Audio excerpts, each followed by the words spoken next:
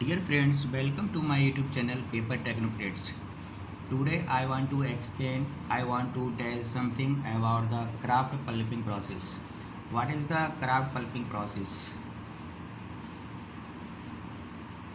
Dear friends, would say wood pulp तैयार करने का प्रोसेस क्राफ्ट पल्पिंग प्रोसेस के नाम से जाना जाता है. The kraft process also known as kraft pulping process and sulphate process. Kraft pulping process को सल्फेट पल्पिंग प्रोसेस के नाम से भी जानते हैं. Kraft pulping process is an industrial process for conversion of wood into wood pulp. Kraft process एक industrial process है जिसमें वुड को वुड पल्प में कन्वर्ट किया जाता है. Treatment of wood chips with a mixture of sodium hydroxide and sodium sulphide known as liquor. Digester में wood chips को डाइस्ट करने के लिए जो भी mixture sodium hydroxide and sodium sulphide का यूज़ करते हैं उसको हम लिकर के नाम से जानते हैं. That breaks the bond that link lignin to the cellulose. जो भी सेलुलोज और लिग्निन के बीच बॉन्ड है उसको चिप्स की कुकिंग के समय में ये लिकर जो यूज करते हैं हम लोग ये उन बॉन्ड को तोड़ देता है. हिस्ट्री क्या है क्राफ्ट पल्पिंग प्रोसेस की. German word craft meaning paper. German में जो क्राफ्ट वर्ड है इसका मीनिंग क्या है, पेपर होता है. Invented by Carl F Dahl in 1879. Kraft pulping process का जो इन्वेंशन है कार्ल एफ डेहल ने 1879 में किया था. और सबसे पहले क्राफ्ट पल्पिंग प्रोसेस स्वीडन में 1890 में स्टार्ट हुआ था. The invention of recovery boiler by G.H. Tomlinson in 1930. Recovery boiler का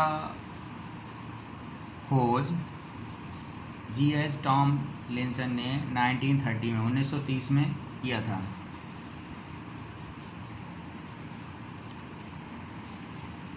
बेसिक रॉ मटेरियल वुड है. वुड से हम वुड पल्प तैयार करते हैं तो ये क्राफ्ट पल्पिंग प्रोसेस का बेसिक रॉ मटेरियल जो है वुड है. स्टेप्स क्या हैं इसमें, क्या क्या स्टेप्स हैं क्राफ्ट पल्पिंग प्रोसेस में. सबसे पहला है इम्प्रेग्नेशन, दूसरा है cooking, recovery process, blowing, screening, washing, bleaching, process chemicals. These are the steps in kraft pulping process. Impregnation क्या है, कुकिंग से पहले चिप्स को अच्छी तरह से वाइट लिकर से और जो भी केमिकल्स हम यूज करते हैं कुकिंग में उसे अच्छी तरह से चिप्स को भिगो लिया जाता है, इम्प्रेग्नेटेड किया जाता है. और उनका जो साइज होता है चिप्स का 12 से 25 मिलीमीटर लॉन्ग होता है. White liquor contains NaOH plus NaSH. White liquor में सोडियम हाइड्रोक्साइड और सोडियम सल्फाइड होता है.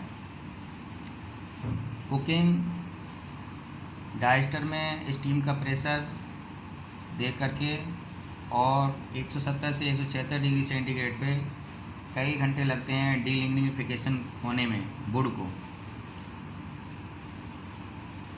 कुछ डाइस्टर्स बैच वाइज यूज होते हैं, कुछ डाइस्टर कंटिन्यूस डाइस्टर के रूप में इस्तेमाल किए जाते हैं. आज के मॉडर्न टाइम में प्रोडक्शन का हर जगह प्रेशर रहता है, पल्प प्रोडक्शन का हो चाहे पेपर प्रोडक्शन का हो. और पेपर प्रोडक्शन का प्रेशर होगा तो पल्प प्रोडक्शन का भी प्रेशर ऑटोमेटिकली बढ़ जाएगा. तो कंटिन्यूस डाइस्टर अधिकांशतः उपयोग में लाए जाते हैं.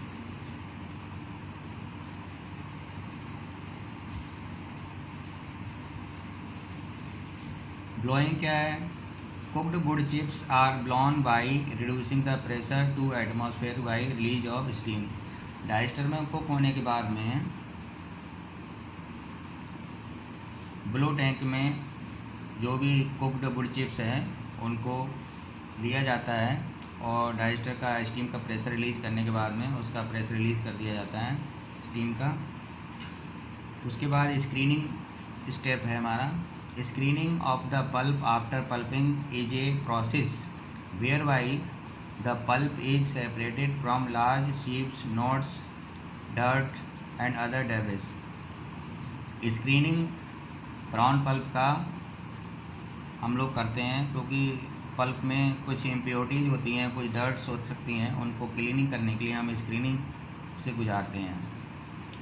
वाशिंग क्या है, जो भी हम डाइजेस्टर में केमिकल का इस्तेमाल करते हैं कुकिंग के समय में, उनको सारे केमिकल्स को वाशिंग के माध्यम से हमें अलग करना पड़ता है। अगर हम अलग नहीं करेंगे उनको तो हमारी आगे में जब पल्प से पेपर बनेगा तो वो केमिकल्स प्रॉब्लम क्रिएट करेंगे तरह तरह की, इसलिए उनको वाशिंग में उन केमिकल्स को निकाल दिया जाता है। और वाशिंग स्टेजेस जो है ब्लीचिंग सेक्शन के बीच में भी लगाए जाते हैं।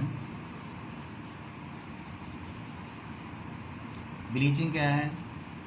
ब्लीचिंग में हम ब्राउन पल्प को ब्लीचिंग केमिकल का इस्तेमाल करके ब्राइट करते हैं, उसकी ब्राइटनेस बढ़ाते हैं पल्प की। अगर हमें ब्राउन पेपर बनाना है तो हम ब्राउन पल्प का इस्तेमाल कर सकते हैं, लेकिन अगर हमें वाइट पेपर बनाना है जिसकी ब्राइटनेस ज़्यादा है तो हमें पल्प को ब्राइट करना पड़ता है जितनी रिक्वायरमेंट है उस हिसाब से, और लिग्निन कंटेंट को रिमूव करके उसको पल्प को ब्राइटनेस बढ़ा लेते हैं।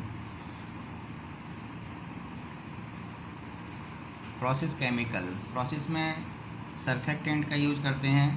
सरफेक्टेंट में be use to improve impregnation को इम्प्रूव करने के लिए सरफेक्टेंट का यूज़ करते हैं। Anthraquinone is use as a digester. Anthraquinone chemical digester में डाइजेस्टिंग एजेंट के रूप में इस्तेमाल करते हैं।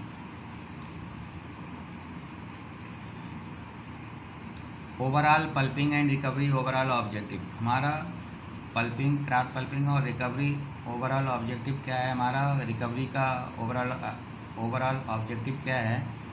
Chemical convert wood into cellulosic pulp. Chemical जो है वुड को सेलुलोजिक पल्प में कन्वर्ट कर देता है। High quality strong pulp for paper making. अच्छी क्वालिटी और स्ट्रॉन्ग पल्प पेपर मेकिंग के लिए बनाना, ये हमारा ऑब्जेक्टिव है। Operate safely. प्लांट का ऑपरेशन सेफ्टी के साथ हो, ये ऑब्जेक्टिव में आता है। Minimise impact on air and water. Air और वाटर में इम्पैक्ट कम हो, पॉल्यूशन कम हो, ये भी मेन ऑब्जेक्टिव में आता है। सेटिस्फाई कस्टमर की नीड को सेटिस्फाई करना। मैक्सिमम प्रोडक्ट क्वालिटी, और प्रोडक्ट की क्वालिटी मैक्सिमम मतलब ज़्यादा से ज़्यादा अच्छी हो। और मिनिमाइज कॉस्ट, और कॉस्ट भी सबसे कम से कम कॉस्ट हो और प्रॉफिटेबिलिटी ज़्यादा हो, ये हमारा मेन ऑब्जेक्टिव में आते हैं। Thank you dear friends.